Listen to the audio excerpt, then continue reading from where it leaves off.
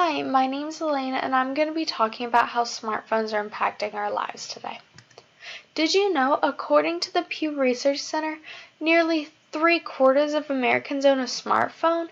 Roughly 7 in 10 also use social media? Smartphones are just about everywhere that we look nowadays, and they are greatly impacting our lives. They distract us from the things that are happening around us. They're becoming very addictive, and they're even limiting the interactions that we have with others. Smartphones can take up a lot of our attention and become very distracting for a lot of people. Sometimes it's hard to pay attention to the things going on around us, which isn't good. Even if someone isn't paying attention, constantly there are things happening. The Center for Disease Control and Prevention website had said, while someone is driving at 55 miles per hour, taking your eyes off the road for only about 5 seconds is long enough to cover the span of a football field. Texting and driving is extremely dangerous and has caused many different accidents in the past. In 2015, according to statistics compiled by the Department of Transportation, 3,477 people died in motor vehicle crashes that were caused by drivers who were distracted by texting or because of their cell phones.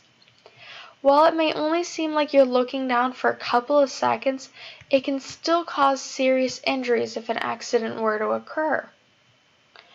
So even if you think that you are staying in your own lane, looking down, someone else could come and hit you, and since you aren't paying attention, you wouldn't be able to avoid it. Texting and driving is the leading cause of death in teenagers, and according to the DMV in 2015, 42% of teens admitted to texting while driving, even though they knew the consequences. So last month in New York Post, there was an article about a truck driver up in Pennsylvania. He was watching a football game on his phone while he was driving. While he was distracted, he hit and killed someone out riding their motorcycle. If the truck driver wasn't on his phone, this could have been avoided. But since he wanted to watch the game while he was driving, it cost someone else their life. Things are becoming way too accessible because of smartphones. People should not be able to or even want to watch videos while they are out driving. So this leads into my next subject about how people are becoming addicted to their phones. So a lot of people nowadays really are getting addicted even if they won't admit it. According to the Bank of America's Trends in Consumer Mobility report, 71 out of 1,000 people had said that they sleep with or next to their cell phones. Going back to the truck driver incident, this helps show how people can't put their phones down, even while operating a huge vehicle like that. People may say that they aren't addicted to their phones, but they never put them down. If you go outside, everywhere you look, people are walking around with their phones in their hands, not paying attention. In a new Time Mobility poll, 84% of people surveyed said they couldn't go a single day without their cell phone in their hand. And that's not something good. People need to be able to just put their phones down and take a break. In a documentary, It's People Like Us, they follow 5 young Australians and monitor their phones while they're out driving. One of the girls in the documentary was texting with both hands and taking selfies instead of looking at the road ahead of her. Watching this was very insightful. Even while being recorded, these people couldn't put their phones down. Eva Orner, the director of the film, had said, with the average person checking their phone 150 times a day, phone attachment has become engraved in our everyday lives and everyone's doing it. And it's not healthy for people to spend all of their time on their phone.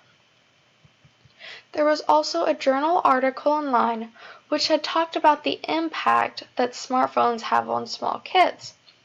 Video games are already addicting, and when kids are spending hours playing these games, it makes it so much easier for them to become addicted. Having a smartphone with them everywhere they go makes it so much worse for them. Spending all of their time playing games designed for kids can also discourage them from interacting with other kids or just the people around them.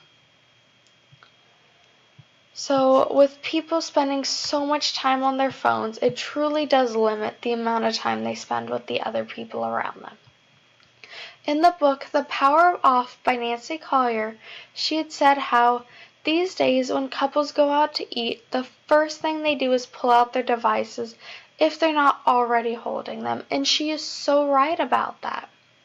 When I go out to eat, I always see couples and just friends and groups of people who are out sitting on their phones, not even talking or socializing with one another. Seeing stuff like that makes me realize how much these phones are impacting our lives. When we go out with other people, we should be spending time with them, not our mobile phones. So I believe that yes, smartphones are greatly impacting our lives today. They're distracting us from things happening around us, they're becoming very addictive, and they even limit our interactions with others. The National Safety Council had reported that cell phone use while driving leads to 1.6 million crashes each year. This is something we can change if people would just put their phones away for a while, especially while they are out driving. There's so many benefits to smartphones, but there's also a lot of negatives to them as well. It's nice being able to access these things so easily, but sometimes it's not always a good thing.